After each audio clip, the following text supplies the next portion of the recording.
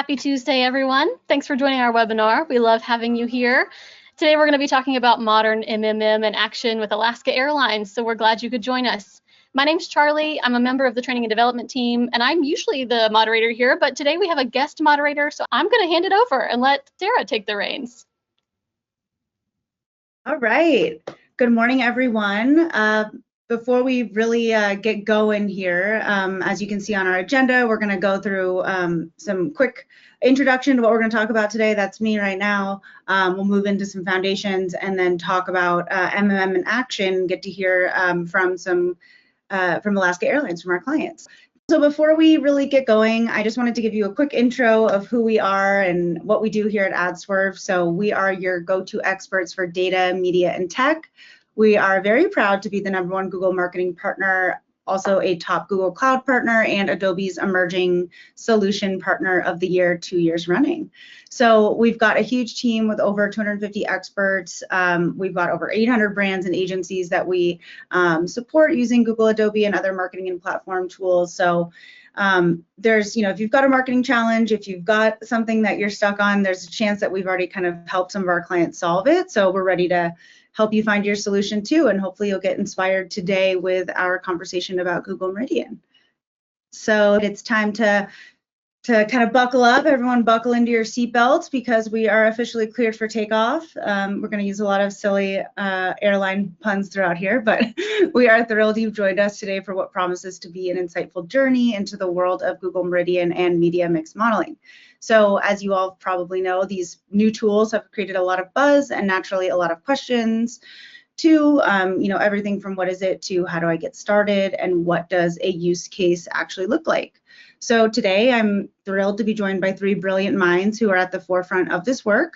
They will help you all gain a better understanding of both the strategies and the technology. And then we are, of course, going to walk through that real life scenario that brings this all together from the use case to the technology and deployment.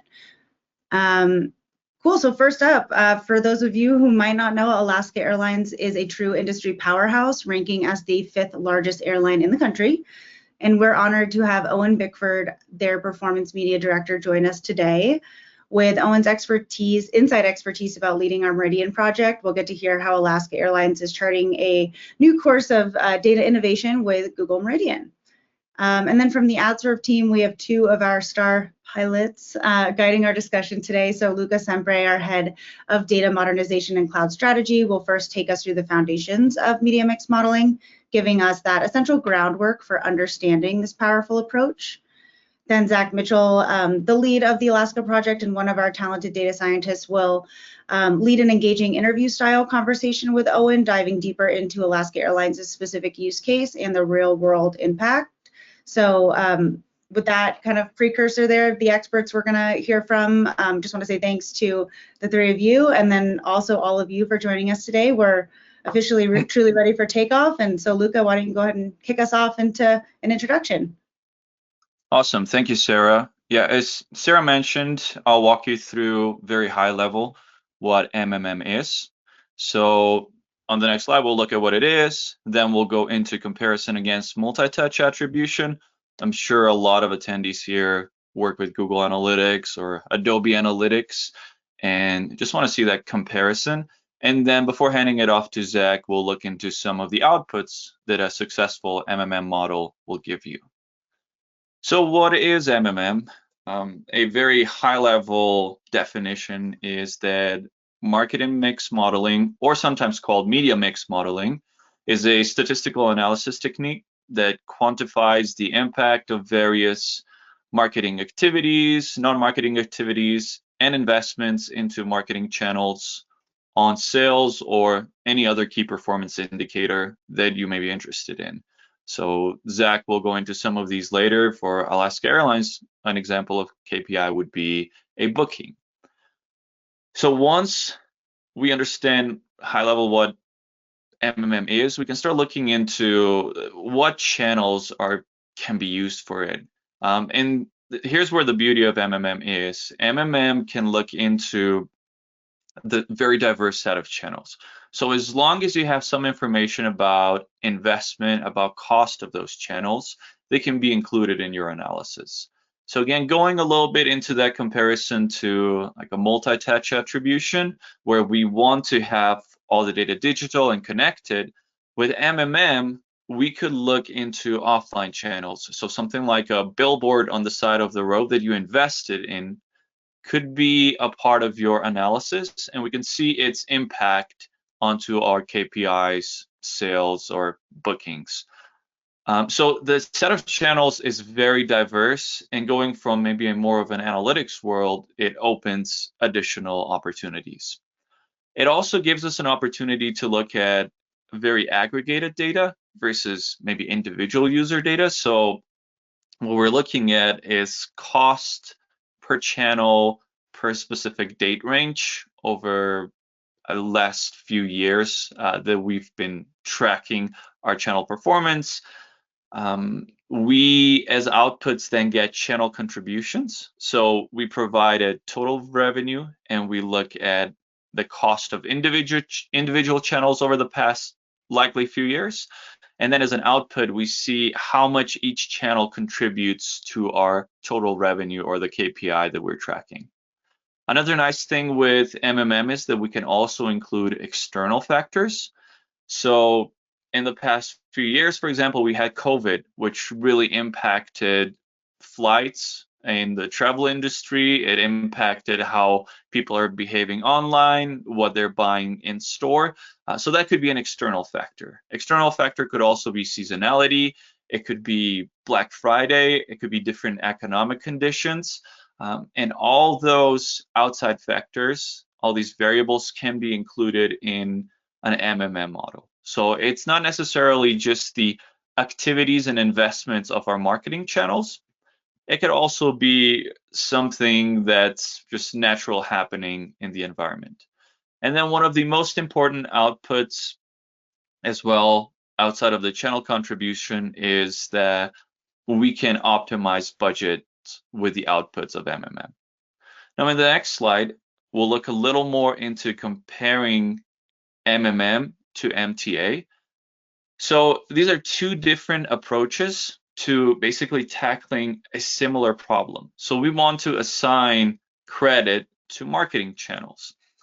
So we want to see, how much of an impact do our investments in marketing channels have on the outcomes, on our KPIs or sales. So if we start with data granularity, as I mentioned already, something like a multi-touch attribution needs that individual user level data. So we want to see what was the first touch of a user with our campaigns, with our marketing efforts. We look into how often they visited our site. We look at when they eventually converted, what was leading to that session. So there's a lot of these individual touch points, and that could be pretty difficult to join together, because we're talking about cookie deprecations, cookie limitations. User ID is not easy. Interactions could happen anywhere. As I mentioned earlier, we could have a billboard on the side of the road, and that would be very, very hard to track and assign back to an individual user. So multi-touch attribution data requires very good quality data of users' interactions with our campaigns. On the other hand, when we're collecting data for MMM, we can look at it on a more aggregated, higher level. So we aggregate the cost data per channel, we add total revenue, and then we would usually split that into maybe days, weeks, monthly data, depending a little bit on the industry and the product. We can, in some cases, add geographical data as well, to have some of the models be more specific, but to also learn from individual geographies when we merge everything back on a global level. So just based on that, MTA versus MMM, how it's optimized, well, multi-touch attribution is really, really good for digital channels where things can be stitched together, either with cookie, with user ID. In something like a Google Analytics platform, we could, using the first-party cookie, track user visits throughout their lifetime. On the other hand, we could also start adding view-through conversions and impressions and clicks on ads, along with that with clean rooms. So in the digital world, we can stitch that user journey pretty well. On the other hand, MMM offers us a more holistic approach. So we can incorporate online and offline because we do not need to stitch everything back to a user. We can use information about how much did we spend on a billboard on a side of the road in a specific region as our input. So with that, I already mentioned the data difficulties. So on the MTA side, it's not easy to connect a single user journey, especially with reliance on cookies, users switching devices, not logging in, getting our marketing efforts out of home where they're not connected. And on the other hand, MMM could be hard to get data for because the channels could be belonging to different teams. There may be agencies that hold information about costs for individual channels. It's good to have more data in terms of time range. So we would be looking at least couple, 3 years of data that we can successfully use and maybe get a little bit of seasonality out of it. So there are limitations to both. And I always say, the best way to do it is to use them both and, kind of use the synergy that they provide when we're working with. So not just looking at, are we picking one or the other? Usually the answer is you can use both for different reasons, as you can see here. Another advantage then of MTA is that things can be done daily. So if you log into your analytics platform, into your ad platforms, you'll see that your attributions are there. So less click attribution, a data-driven attribution, any other type of MTA that you may be using gets updated daily. It's ongoing, it's real time. When a conversion happens, we can take that user and see their history and assign credits to different channels for that conversion. With MMM, usually we do refreshes maybe monthly or quarterly. So it takes a little bit more time to get all the data in and to see the impacts of those investments into channel on the outputs, which would be sales or other KPIs. So in the last bullet point, I just reiterate that. So we assign a credit to each individual touch point in user's journey in MTA. And that's why it's a lot easier to do it ongoing daily refreshes, because immediately we know for the conversion what the previous touch points of the users were. And then for MMM, we just get outputs that are on a, again, more aggregated level. So we do not see individual touch points of a user that we assign credits to.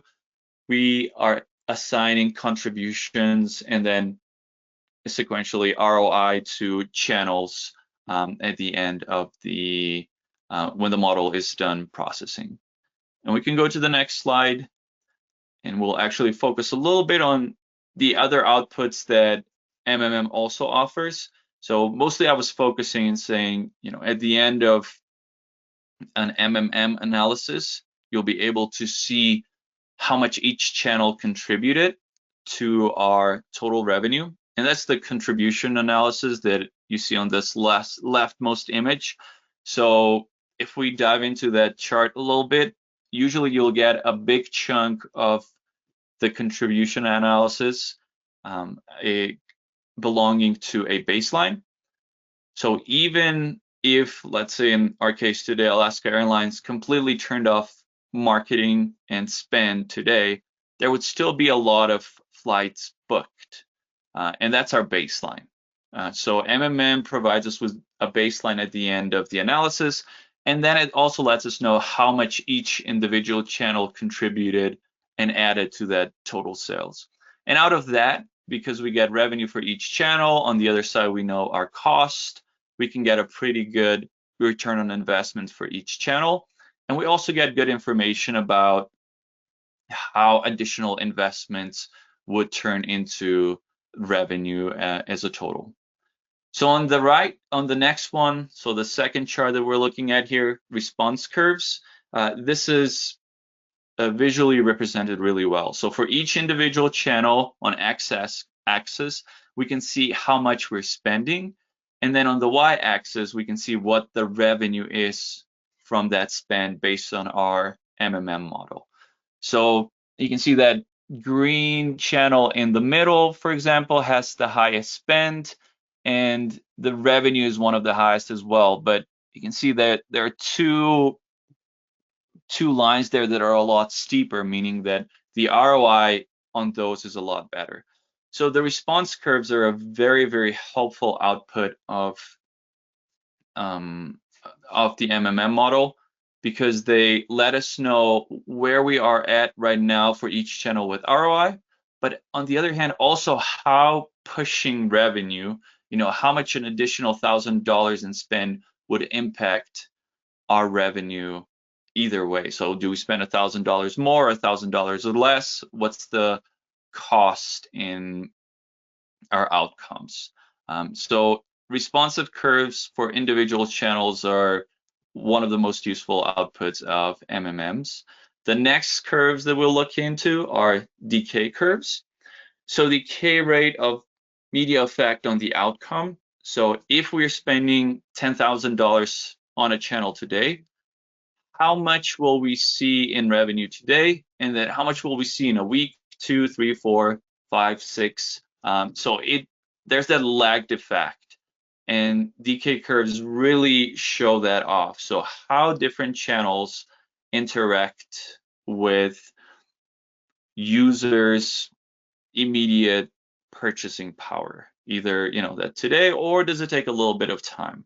So we could look into something like paid search, where likely they click on an ad, they land on the website immediately, and they likely spend that money, and our investments turns into revenue very quickly. So that would be maybe that blue line that drops off a lot quicker. On the other hand, I was mentioning a billboard earlier. So if you see a billboard for a company today, maybe you won't immediately purchase, but it'll stay in your mind, and that investments may spread out over a longer period of time. Decay curves are very different from industry to industry, and even within industries, certain products will have very different decay curves than others. So deciding to buy a car will probably go a lot farther than looking into buying an under $10 product online. And then as the last output, MMM models usually provide us with budget optimization tools, and these help you allocate future budget across channels. There are different ways of doing it. So you could say, I want to keep my fixed same budgets, but optimize for my revenue. Or maybe I have a flexible budget, but have a target ROI that I would like to reach, or a flexible budget, and I would just like to target a marginal ROI. So only looking at the increase of cost and the increase of sales versus overall cost and sales. On the chart, we're looking at a fixed budget example, and the y-axis here is the total revenue, and the x-axis are different channels. So on the very left bar, and that goes to about, I think, like 320, that's our prior. So this is how much we would make in revenue if we were allocating our budget the same way. But if we allocate our budget a little differently, then you'll see that in some cases we'll spend more, and that marginal ROI is good enough to where it pushes her up. So that's that second blue bar. And then you'll see the next 3 channels we're spending less on each, but the revenue hit is not as big. So at the end of the day, we're predicting more revenue, spending the same amount of money on our budget optimization. So basically we're looking at adding maybe $1,000 in spend to a channel that will make us $10,000, but taking back $1,000 in a channel where that will cost us $2,000, for example. And that would still end in the same budget, but about $8,000 in additional revenue. And all these outputs can be found in different MMM tools. The one that we've been using recently is Meridian. And this is something that Zach will jump into a little bit more in the next few slides. Awesome. Thank you, Luca. Hey, I just want to reintroduce myself here. My name is Zach Mitchell. I'm a data scientist too here at AdSwerve. Worked here in this position for 5-ish years, something like that. And yeah, today I'm going to talk to you about MMM, Meridian's MMM specifically. So this is a new product that Google released late 2024, early 2025. And so we're going to dive into how it works, what makes this specific MMM special, things that you're not going to find with other MMMs. And then we're going to dive into a specific case study with Alaska Airlines, and we're going to talk to Owen. We're going to interview him and talk about how that went. So I want to build a little bit of context here before I dive into how it works. So MMMs, what they are, they're causal inference models. And what causal inference models do is they aim to estimate the cause and effect between different entities. So let's take a real life example here, and we're going to build a causal graph. Let's say you were late for work one day. How can we determine what was the factor that was really responsible for that? Was it because you woke up late, or because it was a traffic jam on your way into work that itself was caused by some upper funnel issues, the traffic accident or the heavy rain? Could it be a combination of all of these? So if we were to build a causal model for this, we'd be working to really figure out the impact of each of these factors and how they contributed to you being late for work. And to help us model this with more certainty, we'd have to see you go into work late several times, and we'd basically turn these entities on and off. And that's how we could really get a sense of the effect they were having on your lateness to work. So that's a causal model. And with that context, let's take it into the MMM sphere here. So MMM, the causal model for it, this is the most simplified version that I could create. This is, if I was going to explain this to my grandmother, this is how I would do it here. So here with our very simplified graph, we have our media channels, the impressions for them in orange, and our baseline in blue. And baseline is going to cover things like seasonality, holidays, economic conditions, what have you. And so we want to see how all of these feed into your revenue, or in Alaska's case, their bookings, how many people are booking flights. So we're looking at all the causal relationship between each of these inputs and how they affect this one output.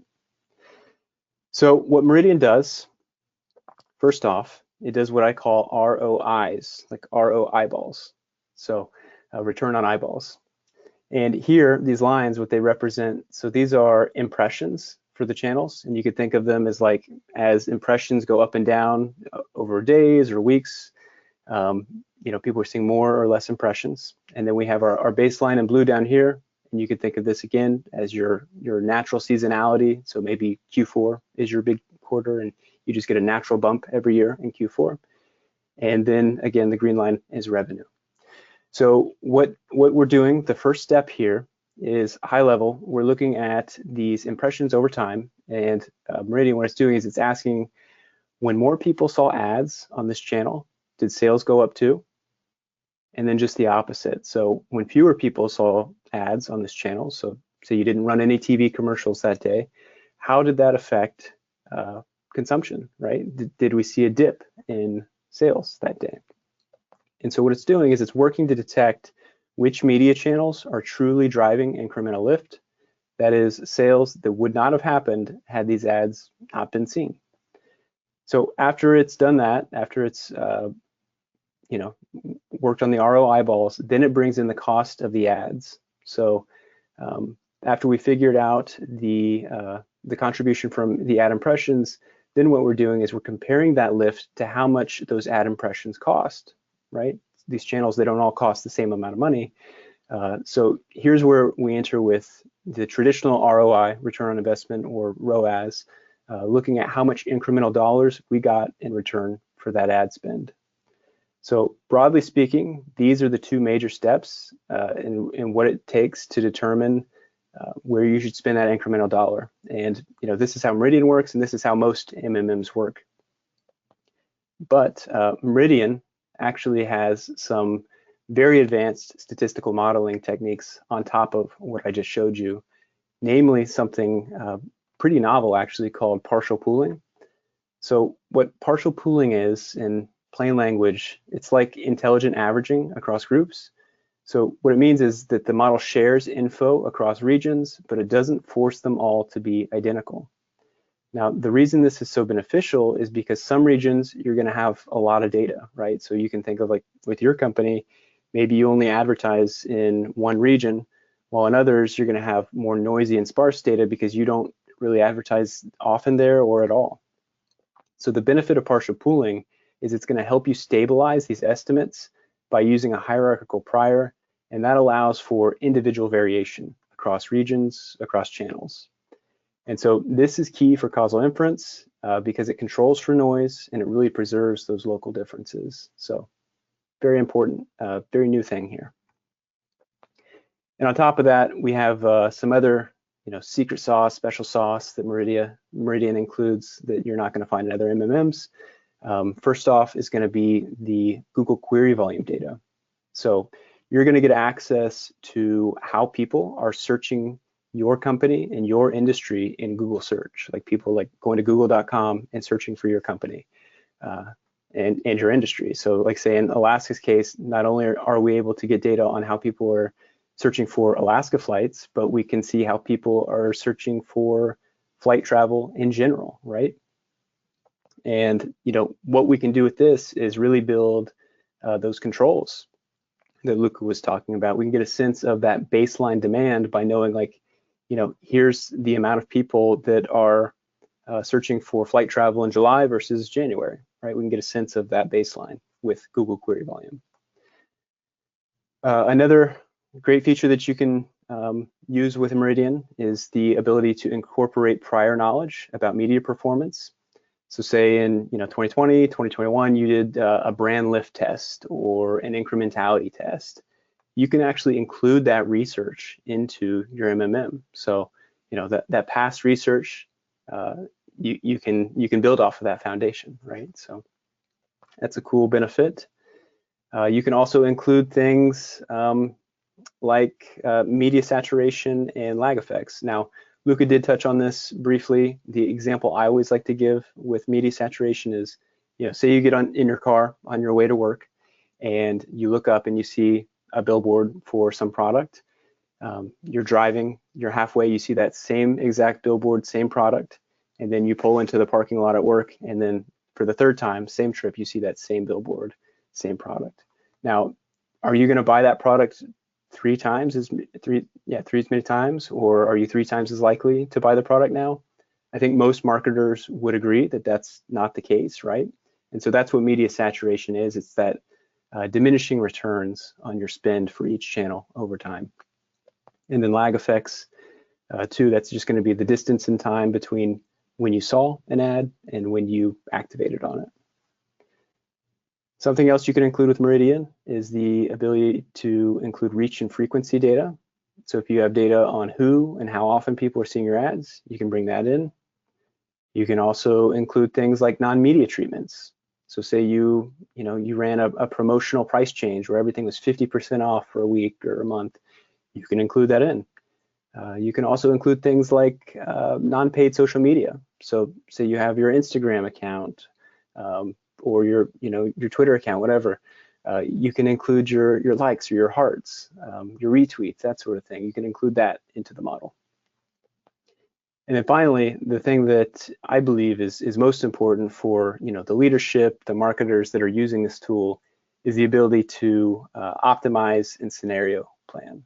I call this like an objective easy button. So say you're setting your budgets for 2026 or Q4 this year, what have you. You have the ability with the model outputs to really set up a specific scenario for you. So you can do things like, we're expecting a 10% increase in our marketing budget in Q4. You can incorporate that in, or just the opposite. Say we're going to have to cut our marketing budget by 50% in 2026. What do? Do we cut each of our channels by 50%, or do we take out certain channels? Say you have a pre-existing deal with one of these channels where you're not allowed to change how much you spend. You can't spend less than you already do.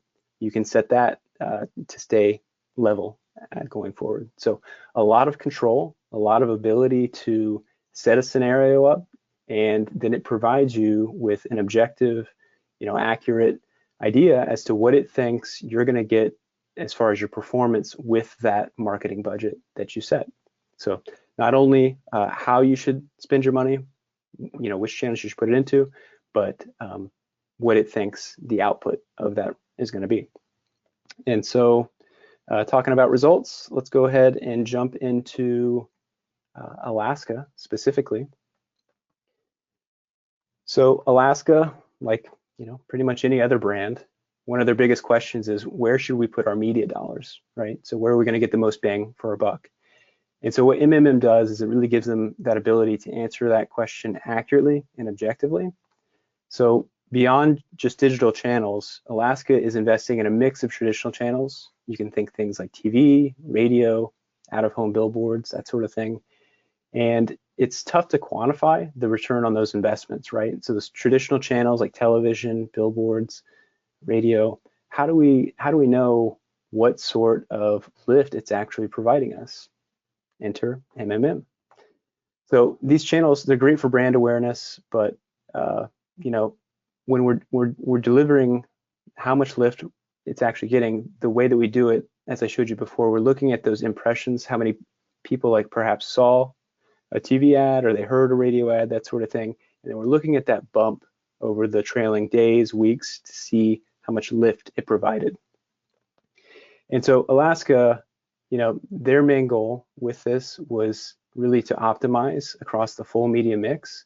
So they are looking to optimize for both awareness, so building that brand awareness, as well as driving performance to maximize their ROI accordingly. So that's where we started. And we built the Meridian MMM over the past few months, and the results of that here are on the screen.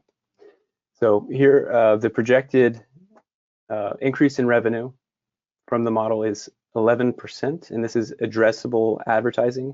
And so, that's not a common word for everybody. What that means is, we talked about our baseline earlier, right? You're gonna have that baseline demand, no matter what, people are gonna buy your product, whether you advertise or not. This projected increase is basically how much money your marketing budget is bringing in. This is how much additional revenue it would bring in if you were to change the marketing mix. So you're not increasing your spend at all, right? If you had that budget that you had last year, if you spend the same amount of money, just put it in different places, it thinks that would bring in additional 11% for that money. And then below here we have the predicted 3% ROI. This is overall, so this is an overall increase in the expected ROI.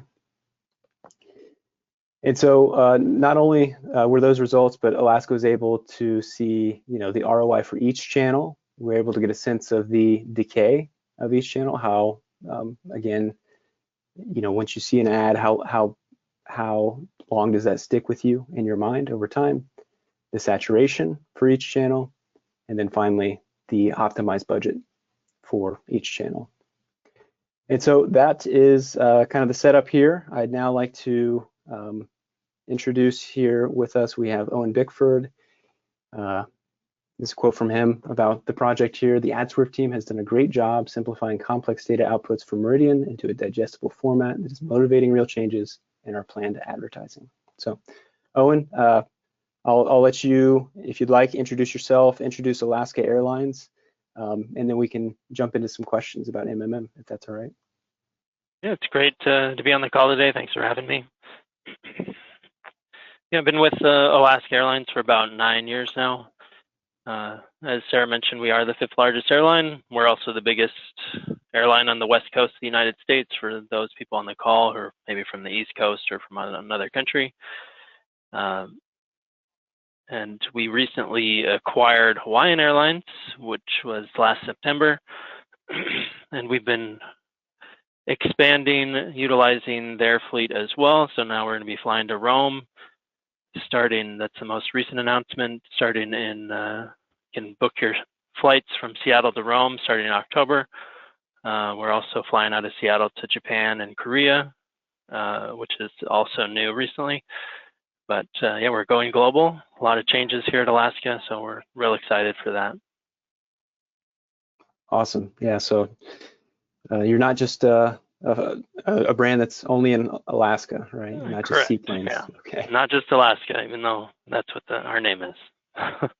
Great. We're Yeah. actually based in Seattle as well, not Alaska. Nice. Yeah. So, and before using MMM, you don't have to get into too many specifics here, but high level, what was your organization's process for setting your marketing budget across channels? Yeah. So for our performance side, it was usually we would look at previous performance, whether that was prior year or previous month or last week or whatever it was, to decide how we were going to spend our budget based on the performance we're seeing there. With traditional media, it was a little more difficult. Like we would look at survey results, which can be expensive and have other challenges, sample sizes and other things like that. And we'd also utilize future initiatives, like what we want to accomplish, like say we're flying to Rome, so we need to have advertising for Rome on TV or on radio or whatever it is. When you don't have any of those things, then you're just kind of going with what your gut is telling you should do with that money, which isn't the best way. So utilizing the MMM was a way for us to get beyond the gut feel. Yeah, and that's actually pretty in line with a lot of our customers. That's how they approach it. So yeah, kind of a follow-up to that. So in those before times, what are some of the challenges that your team really faced understanding, which marketing activities are driving your results? Yeah, so like we would use Google Analytics a lot to measure our performance and our lower funnel tactics. And it's great at that, but it tends to give all the credit to those lower funnel tactics. And we know that our more traditional advertising is doing something, but the biggest challenge is how much is it doing? Where does that advertising end up? How much credit should we be giving to those upper funnel traditional media tactics? Which ones should we be investing more in versus others? Those are all the challenges that we were facing. Yeah, and again, that's stuff that I hear with my clients all the time. So that upper and mid funnel, it's always tough to really quantify the amount of lift that they're bringing. So very common. And yeah, so as we were starting the project, what outcomes or insights were you hoping to get from the MMM? Yeah, so we've been talking about it, but like how much influence are those upper funnel channels having on the lower funnel? How much credit should they be getting? Should we be looking at the funnel differently than we are now? And I think we've gotten that from the MMM as well. Nice. And can you describe, like, as we jumped into this together, what it was like working with our team and yours as we, built the model and helped implement it for you all? Yeah, I think AdSwerve, we've been partners with AdSwerve since 2019, the end of 2019, I think. So it's been over about 5 years now. And AdSwerve has always been a great partner, but for this project, it was real easy to transfer the basically data in basically a raw state. And then Zach was able to make sense of all that data and without a ton of input from us, which was a great relief and get us something relatively quickly. So that was a huge help. Thank you, Zach. Oh, of course, yeah. And for people in the audience, were there any real quick wins that you were able to act on after the model went live with your team? Yeah, probably the biggest one is that we were relatively siloed before, I think, between our brand team is running traditional media, our performance team, which I'm part of, is running the performance, search, display, paid social, performance stuff. And there wasn't a ton of interplay between the two groups in terms of how can we better mesh. So we're starting, the MMM has helped us start to do more mid-funnel tactics where we're kind of getting between those two groups and helping the brand team see like how much influence they're having on those bookings as well has been super helpful. Nice. So something objective to really like open up the conversation between everyone, right? Yeah, nice. Exactly. Awesome. So, going forward, I think you plan to use this in the future. What is your plan? What interval do you plan to do the MMM going forward? Yeah, for sure. Like we really, I think we'll need it like quarterly, which Zach has said is doable. So looking at it quarterly, and then we do our annual budgeting as well. So getting a really solid one at that time period to help us plan our budgets for the next year is going to be key to help us better meet the needs of our guests, be where they are.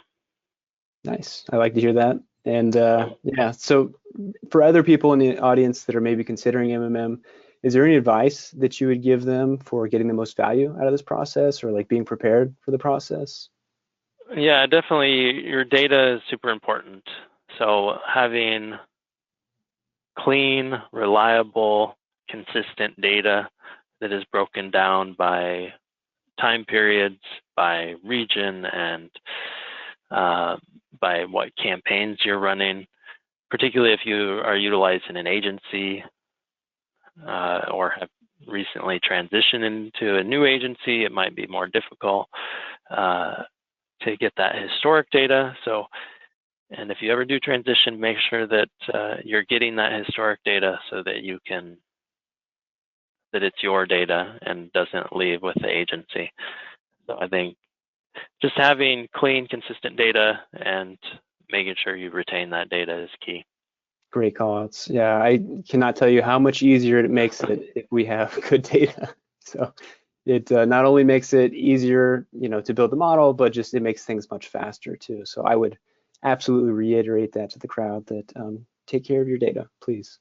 So thank you, Owen. Appreciate your time. Appreciate you coming on with us today, having this talk with us.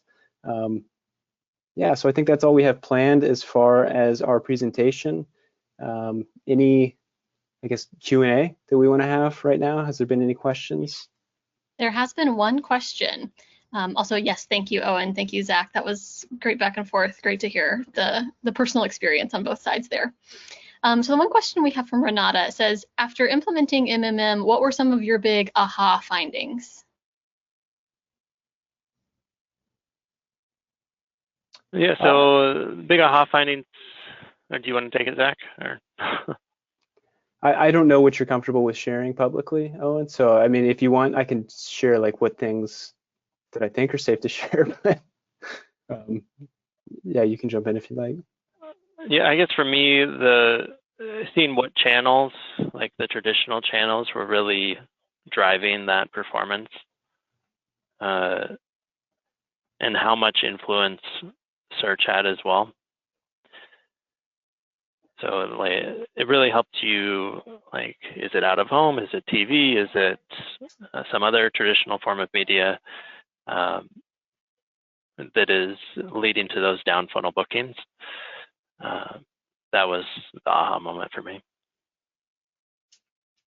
Yeah. I think for me specifically, and this may be, I don't know if this is true with across travel industries, but definitely with the airline industry, I feel like it's much more of a pull industry, right? So like if you want to take a flight, you go out and you search for it.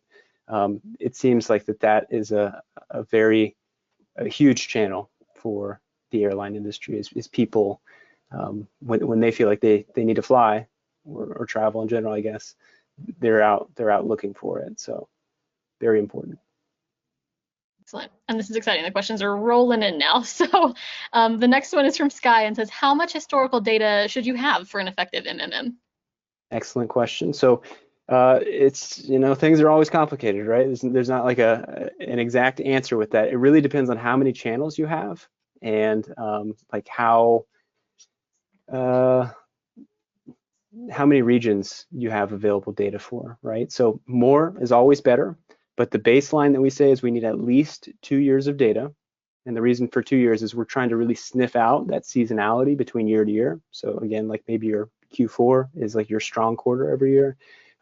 Having 2 years worth of data helps the model really ascertain that. So more is always better, but 2 years of data we would say is kind of the baseline. Perfect. And then did y'all research other MMM platforms? And if so, what made you choose Meridian over those others? So I am familiar with all the major ones. So we've used Robin, we used Google's originally their lightweight MMM. We also have our in-house MMM that we built kind of like as a Frankenstein between the two that I just mentioned, lightweight and Robin, and then Meridian is kind of the new kid on the block, so to say. And yeah, so I'm familiar with them all. I think the reason we chose Meridian is because it allowed us to add a lot of these features that I mentioned before. So, Alaska's done some studies that we were able to incorporate into this, and we were able to use a lot of these new bells and whistles that are only available to us with Meridian. So I think that's why we chose it. Yeah, and one of the additions answers the next question from Dave already. Like being able to geographically split our inputs was a pretty big deal. So Zach ran this whole analysis looking at, how cost and revenue are split across regions, and then deciding what regions we'll use, because you have an input in that. It doesn't have to be state or DMA. You can group them together. So yeah, Dave, that second question you posted, really good. And in this case, we actually split the data. We didn't just use national data. Excellent. And Audrey, I think we answered your question as well about the comparison of Robin to Meridian. So if you'd like more insight or input on that, reach out, let us know. We're happy to share some more there. Brendan wants to know, he said, you mentioned building a previous brand list study into the model. How does that functionality work? For example, are you applying a factor of X to the impact of upper funnel activity? Yeah, great question. So Meridian requires, or doesn't require that you know it, but it does require that you have a hierarchical prior that you give it initially, right? And so this can be like a normal distribution or a logarithmic distribution usually. So you have to have some sense of what you think the lift is for that channel, and so that's where you would include your brand lift study or your incrementality test, that sort of thing. So basically, you or your closest math buddy, data scientist, whatever, would define a function that would describe the distribution on the lift. So that's how you add it. And then from Hector, did the search data or trend data contribute to what you considered as Alaska's baseline revenue outside of marketing? I think that is its greatest contribution to the model. Really, is in my mind is that Google query volume for the travel industry, for the airline industry, like that sets a great baseline for us just knowing how people are searching for travel, right? So like you can just get a sense of that baseline demand, and so that's really, in my mind, our biggest signal to understanding how many people want to fly today. Awesome. And then I see one more. How do you calibrate incrementality testing results into MMM? I feel like that was similar to a previous question. Yeah, it's just going to be that that distribution that I described. You have to provide the hierarchical prior, and so that's how you include it for each channel. Awesome. That was some rapid fire. Also, thanks to everyone who submitted a question. That was great. That was a record number of questions for us, which is very engaging. So we're happy that y'all are engaged with us. That does bring us to the end of our session today. I'll keep an eye on the question box during my last little spiel, just in case. But I do want to let you know that we have lots of good content coming out on the Insights page of our website. So we have the items that you see on the screen there. We have white papers, we have case studies, we have blogs, we have all kinds of things coming out all the time. So check out the Insights page of the AdsWorb website. It's adswerb.com/insights. And you can get all that thought leadership. And I'd also like to thank our presenters. Oh, before I do that, I have one more question that just came in. Irene wants to know, usually how long would it take or cost to build the MMM model? I'm going to tell you right now, Irene, the cost is going to be variable. It's going to be very dependent on what your needs are. Probably the same thing with length, but I'm going to push it over to our experts, Zach and Luca, here to maybe provide a little more insight on length of time there. Yeah, and I think you kind of did a great job summing it up. So this is actually like a free model. Like you can go online and build this yourself if you want.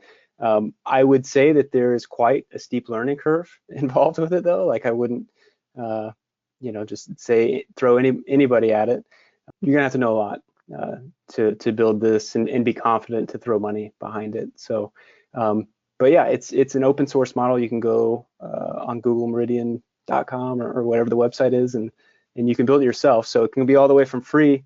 And then, yeah, as Charlie mentioned, prices vary depending on how complicated your model is going to be. So there's different prices in between then. And we can help in multiple ways. So we could just be a consultant as you're implementing it, or we can lead the whole project for you.